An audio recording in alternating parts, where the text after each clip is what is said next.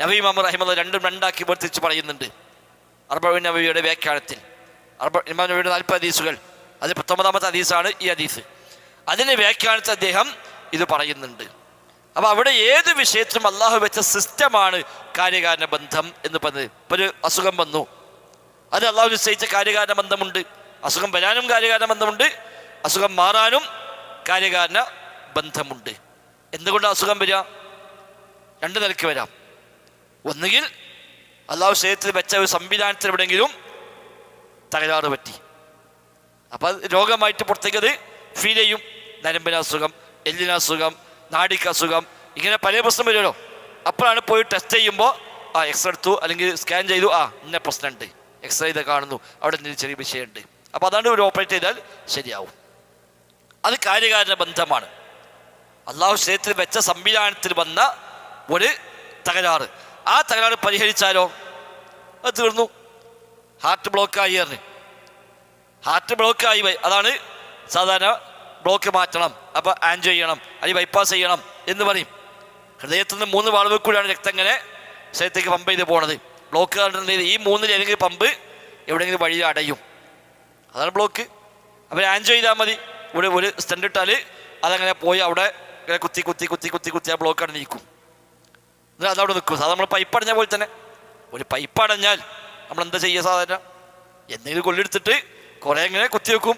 അപ്പം എന്തെങ്കിലും ചണ്ടി കുടിയിട്ടുണ്ട്, അതാണ് നീങ്ങിയാൽ പിന്നെ ശരിയായി, അപ്പോൾ കുഴപ്പമില്ല. അതാണ് ആൻജിയോ പറഞ്ഞത്.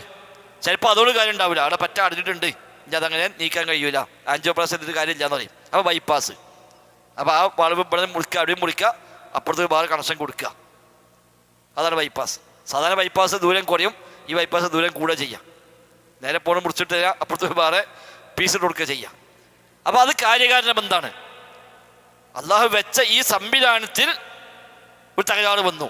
ആ തകരാറ് എന്തുകൊണ്ട് വന്നു? അതിന് വേറെ കാര്യകാരണ ബന്ധം ഉണ്ടാവും, വേറൊരു കാര്യകാരണ ബന്ധം അതിനുണ്ടാവും.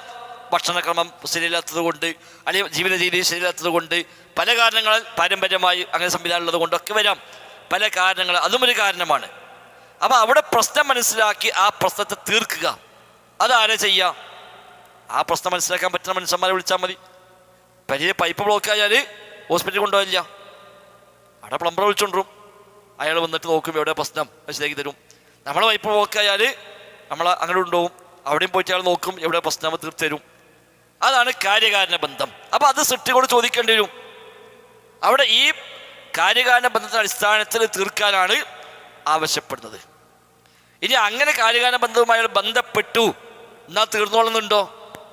ഇല്ല. ഓപ്പറേഷൻ ചെയ്തു, ഒക്കെ ക്ലിയറായി, പക്ഷെ അസുഖം മാറുന്നില്ല. ലാസ്റ്റ് ഡോക്ടർമാർ പറഞ്ഞ് ഞങ്ങൾക്ക് ചെയ്യാനൊക്കെ ചെയ്തു, ഇപ്പം നിവൃത്തില്ല, നിങ്ങൾ പെരിയ കൊണ്ടേക്കൂടി അറിയും. അവരുടെ അവിടെ അവസാനിച്ചു. അപ്പം കാര്യകാരണ ബന്ധങ്ങൾക്ക് അപ്പുറത്ത് ചില ഇടപെടലുകൾ ഇതിലുണ്ട്. രോഗം വരാനും ഇതുണ്ട്, രോഗം മാറാനും ഇതുണ്ട്. ചിലപ്പോൾ രോഗം വരാൻ ഇതൊന്നുമില്ലാത്ത രോഗം വരാം. എല്ലാ ടെസ്റ്റും ചെയ്തു, പല സ്ഥലത്തും പോയി നോക്കി, ആർക്കൊരു പിടുത്തം കിട്ടുന്നില്ല. ഡോക്ടർമാർ പറയും നിങ്ങൾക്കൊരു കുഴപ്പമില്ല, MRIയും സ്കാനിങ്ങും അതേപോലെ എക്സ്റേയും എല്ലായിടത്തും എല്ലാ ടെസ്റ്റും ചെയ്തു, പക്ഷെ ഒരു ടെസ്റ്റിലും ഒരു പ്രശ്നമില്ല, അസുഖം ഉണ്ട് താനും. അപ്പോൾ ഒരു പറയുമോ ഞങ്ങൾക്ക് ഒരു പിടുത്തം കിട്ടില്ല, എന്താ പറയില്ല, അത്ഭുതമാണ്. അപ്പോൾ സിസ്റ്റം തകരാറില്ല, സിസ്റ്റം തകരാറില്ലാതെ തന്നെ രോഗം തരുന്നു. അള്ളാഹു തആല അതിന് വേറെ എന്തെങ്കിലും ഉദ്ദേശം ഉണ്ടാവും. ചിലപ്പോൾ നമ്മൾ സ്വർഗത്ത് കൊണ്ടാകാൻ വേണ്ടി അള്ളാഹു തന്നതായിരിക്കാം. അവന് സ്വർഗം കൊടുത്ത് ആ സുഖത്തെ ക്ഷമിച്ച് ആ ക്ഷമക്ക് കൂലി കൊടുത്തിട്ട് വേണം അവന് നന്മയുടെ തുലാസ് കനം തൂങ്ങാൻ. അള്ളാഹു തആല അതിനു വേണ്ടി ചിലപ്പോൾ അവന് അസുഖം നൽകും. അയ്യൂബ് നബിക്ക് രോഗം വന്നു. അങ്ങനെ വന്ന രോഗമാണെങ്കിൽ ചികിത്സിച്ചാൽ മാറിക്കോളുന്നില്ല, പ്രാർത്ഥിച്ചാൽ മാറുന്നില്ല. നമ്മളെല്ലാവരും പ്രാർത്ഥിക്കാൻ പറയും, എല്ലാവരും പ്രാർത്ഥിക്കും, ഖുതുബി പ്രാർത്ഥിച്ചു, എല്ലാവരും പ്രാർത്ഥിച്ചു, പക്ഷെ ഒരു മാറ്റമില്ല. അപ്പം തോന്നുന്നു എന്താ ഇപ്പം എല്ലാവരും ദ്വാരന്നിട്ടും ഒരു മാറ്റമില്ലല്ലോ. അത് മാറൂല. കാരണം അള്ളാഹു അവനെ സ്വർഗത്ത് കൊണ്ടാകാൻ വേണ്ടി കൊടുത്ത പണിയാണിത്. അപ്പോൾ അവന് നന്മയുടെ തുലാസ് കനം തൂങ്ങുന്നവരെ അവൻ ക്ഷമിച്ചു കൊണ്ടേയിരിക്കണം. അതിനൊക്കെ കൂലിങ്ങ അല്ല കൊടുത്തുകൊണ്ടേയിരിക്കും. നബി തങ്ങൾ പറഞ്ഞു അള്ളാഹുവിൻ്റെ കണക്ക് ഒരാൾ സ്വർഗാവകാശിയാണ്, പക്ഷെ അമല് കൊണ്ടൊരിക്കലും അയാൾ അതിനെത്തുന്നില്ല. അയാളുടെ സമ്പത്തിലോ അയാളുടെ മക്കളിലോ അയാളുടെ ശരീരത്തിലോ അള്ളാഹു തആല അയാൾക്കൊരു പരീക്ഷണം നൽകും. സുമ്മ സ്വബ്ബറഹു അലാ ദാലിക, എന്നിട്ട് റബ്ബ് അവന് അതിൻ്റെ ക്ഷമിപ്പിക്കും.